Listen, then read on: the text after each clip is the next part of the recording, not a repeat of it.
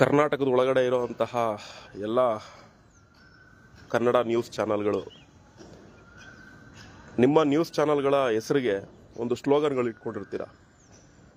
ಈಗ ಯಾವುದೋ ಒಂದು ಚಾನಲ್ ನೇಮು, ಅದಕ್ಕೊಂದು ಸ್ಲೋಗನ್ ಇರುತ್ತೆ. ಏನೋ ಸದಾ ನೊಂದವರ ಪರ ಏನೇನೋ ಸ್ಲೋಗನ್ಗಳು ಇಟ್ಕೊಂಡಿದ್ದೀರ. ನಿಮ್ಮ ನ್ಯೂಸ್ ಚಾನಲ್ಗಳಿಗೆ ಒಂದೊಂದು ಸ್ಲೋಗನ್ಗಳನ್ನ ಇಟ್ಕೊಂಡಿದ್ದೀರಲ್ಲ, ಆ ನ್ಯೂಸ್ ಚಾನಲ್ಗಳನ್ನ ನೀವೇನು ನಡೆಸ್ತಾ ಇದ್ದೀರಲ್ಲ, ದಯವಿಟ್ಟು ಆ ಸ್ಲೋಗನ್ಗಳನ್ನೆಲ್ಲ ತೆಗೆದುಬಿಡಿ ನೀವು. ಏಕೆಂದರೆ ಇವತ್ತು ಕರ್ನಾಟಕದಾದ್ಯಂತ, ಕರ್ನಾಟಕ ಅಲ್ಲ ಬಿಡಿ, ಎಲ್ಲ ರಾಜ್ಯನೂ ಕೂಡ ನೋಡ್ತಾ ಇದೆ. ಸುದ್ದಿ ವರದಿ ಆಗಬೇಕು. ಅದನ್ನು ಬಿಟ್ಟು ದರ್ಶನ್ ಅವರು ಹಿಂದೆ ಕ್ಯಾಮ್ರಾ ಹಿಡ್ಕೊಂಡು ಹೋಗಿ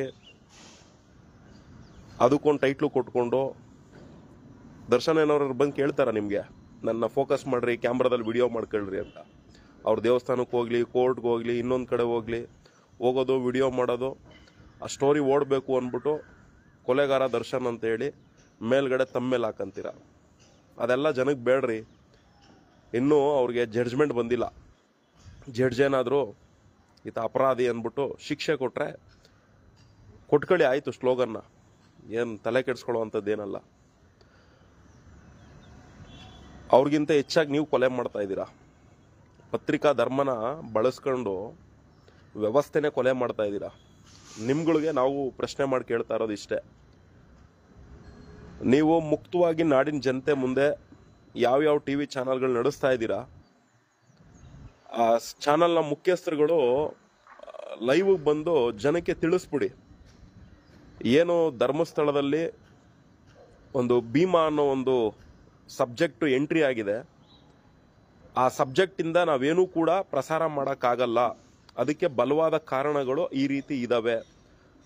ನಾಡಿನ ಜನತೆ ಈ ವಿಚಾರದಲ್ಲಿ ನಮಗೆ ಸಹಕಾರ ಕೊಡಿ ಅಂತ ಹೇಳಿ ಬಿಟ್ಬಿಡಿ.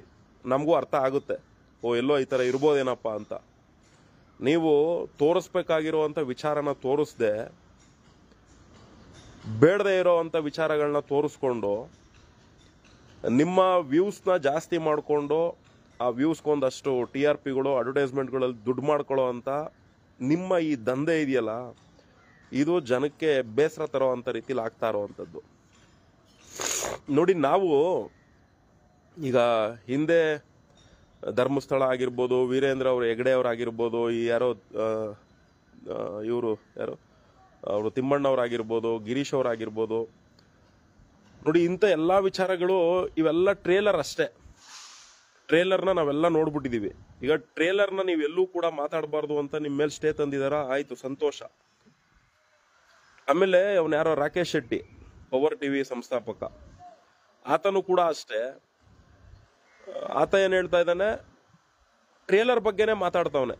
ಆ ಟ್ರೇಲರಲ್ಲಿ ಇಂಥವ್ರು ಅಂಥವ್ರು ಅನ್ಕೊಂಡು, ನಮಗೆ ಟ್ರೇಲರ್ ಬೇಕಿಲ್ಲ. ಟ್ರೇಲರ್ನ 12-13 ವರ್ಷದಿಂದ ಜನ ನೋಡಿ ನೋಡಿ ಸಾಕಾಗ್ಬಿಟ್ಟಿದ್ದಾರೆ. ಪಿಕ್ಚರ್ ಬಿಡುಗಡೆ ಆಗಿದೆ. ಪಿಕ್ಚರ್ಗೆ ಮುಖ್ಯವಾಗಿರುವಂಥ ಪಾತ್ರ ಎಂಟ್ರಿ ಕೊಟ್ಟಿದೆ.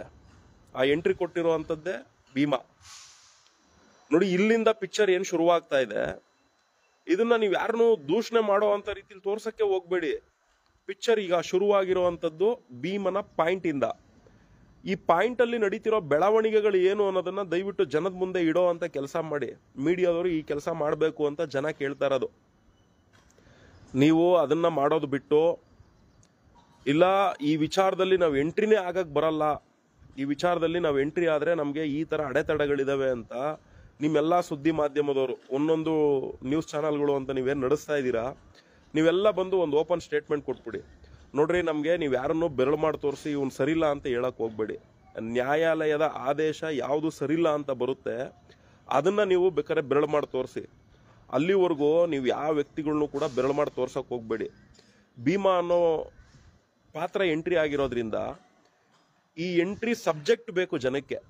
ಏನಾಗ್ತಾ ಇದೆ ಬೆಳವಣಿಗೆ, ಈ ವಿಚಾರದಲ್ಲಿ ಏನು ನಡೀತಾ ಇದೆ ಅನ್ನೋದನ್ನ ಇಷ್ಟನ್ನು ಮಾತ್ರ ನೀವು ಪ್ರಕಟಣೆಗೊಳಿಸುವಂಥ ಕೆಲಸ ಮಾಡಿದ್ರೆ ಖಂಡಿತ ನಾಡಿನ ಜನ ನಿಮ್ಮ ಮಾಧ್ಯಮಗಳಿಗೆ ಬೆಲೆ ಕೊಡ್ತಾರೆ. ಇಲ್ಲ ಅಂದರೆ ನಿಮ್ಮ ಯಾವುದೇ ಸುದ್ದಿಗಳು ಮಾಧ್ಯಮದಲ್ಲಿ ಬರ್ತಿದ್ರು ಕೂಡ ನಿಮ್ಮನ್ನ ಬೇರೆ ರೀತಿ ಓಲೈಸ್ತಾರೆ. ಆ ಪದ ಬಳಕೆ ಮಾಡಿದ್ರೆ ನನಗೂ ಬೇಸರ ಅನಿಸುತ್ತೆ, ಬೇಡ.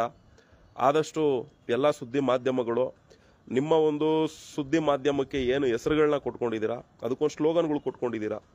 ಆ ಸ್ಲೋಗನ್ ತಕ್ಕನಂತೆ ನಿಮ್ಮ ಕಾರ್ಯಚಟುವಟಿಕೆಗಳು ಎಕ್ಸ್ಪೆಷಲಿ ಈ ಘಟನೆಯಲ್ಲಿ ಆಗಬೇಕು.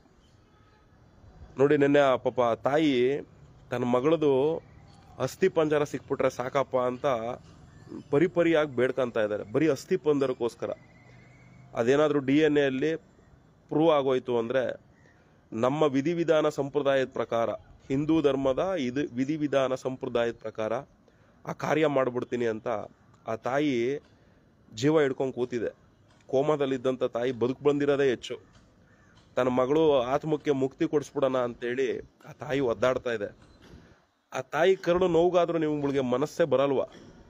ಇಲ್ಲ, ಇದನ್ನ ತೆಗಿಲೇಬೇಕು, ತೋರಿಸ್ರಿ. ಯಾವನ್ನೇ ಇನ್ಕ್ಲೂಡ್ ಆಗಿದ್ರು ಕೂಡ ನಾಡಿನ ಜನತೆ ಮುಂದೆ ತೆರೆದಿಟ್ಟು ಬಿಟ್ಬಿಡ್ರಿ. ಜೋಡಲ್ಲಿ ಬಿಚ್ಕೊಂಡು ಪೈಡ್ ಅಂತ ಹೊಡಿತಾರೆ, ಖಂಡಿತ ಹೊಡಿತಾರೆ ಜನ. ಯಾಕೆ ಅಂದರೆ ಅದು ಸಾಮಾನ್ಯವಾದ ಘಟನೆಗಳಲ್ಲಿ ನಡೆದಿಲ್ಲ, ವಿಚಿತ್ರ ಘಟನೆಗಳು ನಡೆದಿರೋವಂಥದ್ದು. ಅದನ್ನ ಇಂಥವ್ರೆ ಮಾಡವ್ರೆ ಅಂತ ಸದ್ಯಕ್ಕೆ ಹೇಳಕ್ ಹೋಗ್ಬೇಡಿ, ಗೊತ್ತಿದ್ರು ಹೇಳಕ್ ಹೋಗ್ಬೇಡಿ. ಸುದ್ದಿಗಳನ್ನ ವರದಿ ಮಾಡಿರೋವಂಥದ್ದನ್ನ ವಿಸ್ತಾರ ಮಾಡಿ, ಇಂಥವ್ರೆ ಅಂತ ಗೊತ್ತಾದ್ಮೇಲೆ ಕೋರ್ಟ್ ಬೆಳ್ಮಾಡಿ ತೋರಿಸಿದಾಗ ನೀವು ತೋರಿಸಿ. ಮಧ್ಯದಲ್ಲಿ ನಿಮಗೆ ತೊಂದರೆ ಕೊಡೋದಕ್ಕೆ ಯಾರೇ ಬಂದ್ರು ಕೂಡ ಅಂಥವ್ರ ಬಗ್ಗೆ ತಿಳಿಸ್ಬಿಡಿ. ಜನ ಪೈಡ್ ಅಂತ ಹೊಡಿತಾರೆ ಅವ್ರು ಹಾಕೊಂಡಿರೋ ಜೋಡಲ್ಲಿ. ದಯವಿಟ್ಟು ಮಾಧ್ಯಮದವರು ಈ ಕೆಲಸ ಮಾಡಿ, ನಿಮ್ಮಲ್ಲಿ ನಾವು ಅದೇ ವಿನಂತಿ ಮಾಡಿ ಕೇಳ್ಕೊಳ್ಳೋದು. ನೀವು ಈ ಕೆಲಸ ಮಾಡಿದ್ರೆ ಧ್ವನಿ ಎತ್ತೋ ಅಂಥವ್ರು ಎಲ್ಲವನ್ನೂ ಕೂಡ ಗಮನಿಸ್ಕೊಂಡು ಮಾಧ್ಯಮ ಸುದ್ದಿ ಮಾಡ್ತಾ ಇದೆ, ಮಾಧ್ಯಮ ಧ್ವನಿ ಎತ್ತಿದೆ ಅಂತೇಳಿ ಅಬ್ಸರ್ವ್ ಮಾಡ್ಕೊಂಡು ಇದ್ಬಿಡ್ತಾರೆ.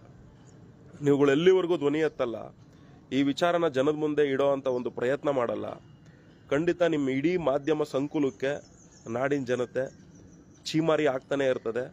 ಮತ್ತೆ ಪ್ರಯೋಜನಕ್ಕೆ ಬರೆದಿಲ್ದಿರೋ ಅಂಥ ನ್ಯೂಸ್ಗಳು ಏನಾಗ್ತೀರಾ, ರೀಲ್ಸಲ್ಲಿ ಅವ್ನು ಯಾವನಿಂದನೋ ಅವಳು ಯಾವಳೋ ಓಡೋದ್ಲು, ರೀಲ್ಸಲ್ಲಿ ಅವ್ನು ಯಾರೋ ಇವನ್ನ ಲವ್ ಮಾಡಿಬಿಟ್ರು, ಆಮೇಲೆ ಅವ್ರು ಯಾರೋ ಚಿತ್ರನಟಿ ಹಂಗೆ ಮಾಡ್ಕೊಂಡ್ಲು, ಚಿತ್ರನಟ ಹಿಂಗೆ ಮಾಡ್ಕೊಂಡ, ಇದನ್ನೆಲ್ಲ ಏನು ತೋರಿಸ್ತಿರಲ್ಲ, ಇದು ಜನ ಇಷ್ಟಪಡಲ್ಲ. ಯಾಕೆ ಇಷ್ಟಪಡಲ್ಲ ಅಂದರೆ ಇದನ್ನು ತೀಟ್ನಿ ಕೆಲಸ ಅಂತಾರೆ. ತೀಟ್ನಿ ಕೆಲಸ ಅಂದರೆ ತೀಟೆ ತೀರಿಸ್ಕೊಳ್ಳೋ ಕೆಲಸ ಅಂತಾರೆ. ಈ ತೀಟೆ ತೀರಿಸ್ಕೊಳ್ಳೋ ಕೆಲಸ ಜನಕ್ಕೆ ಇಷ್ಟ ಆಗ್ತಾ ಇಲ್ಲ. ನೀವು ಅದನ್ನು ತೋರ್ಸೋದು ಬಿಡ್ತಾ ಇಲ್ಲ. ಜನಕ್ಕೆ ಏನು ಬೇಕೋ ಆ ವಿಚಾರನ ತಿಳಿಸೋ ಪ್ರಯತ್ನ ಪಡ್ತಾ ಇಲ್ಲ. ಆ ವಿಚಾರ ತಿಳಿಸೋ ಅಂಥದ್ರಲ್ಲಿ ನಿಮ್ಗೆ ಏನಾದರೂ ಅಡೆತಡೆಗಳಾಗ್ತಿದ್ದಾವೆ ಅಂದರೆ ಅದ್ರ ಬಗ್ಗೆ ಹೇಳಕ್ಕೆ ಬರ್ತಾ ಇಲ್ಲ. ಈ ಎಲ್ಲ ಗೊಂದಲಗಳು ನಿಮ್ಮಲ್ಲಿ ಏನಿದ್ದಾವೆ ಅದನ್ನು ಮುಕ್ತವಾಗಿ ಹೇಳ್ಬಿಡಿ. ಇಲ್ಲ, ಈ ವಿಚಾರಕ್ಕೆ ನೀವು ಯಾರು ಎಂಟ್ರಿನೇ ಆಗಲಿಲ್ಲ ಅಂದರೆ ಕೊನೆವರೆಗೂ ನಿಮ್ಮ ಚಾನಲ್ಗಳು ಅಂತ ನೀವೇನು ಮಾಡ್ಕೊಂಡಿದ್ದೀರಾ ಅದರಲ್ಲಿರೋ ಸ್ಲೋಗನ್ಗಳನ್ನ ತೆಗೆದುಬಿಡ್ರಪ್ಪ. ನೋಡೋದಕ್ಕೆ ಮಾತ್ರ ಚಂದ ಅನ್ನಿಸ್ತದೆ, ಅನುಸರಣೆ ಮಾಡೋದಕ್ಕೆ ಯಾವ ಸ್ಲೋಗನ್ಗಳು ಕೂಡ ಸೂಟಬಲ್ ಅಲ್ಲ ಅನ್ನೋ ರೀತಿಲಿ ನೀವೇ ಪ್ರೂವ್ ಮಾಡಿಕೊಟ್ಟಂಗೆ ಆಗ್ಬಿಡುತ್ತೆ.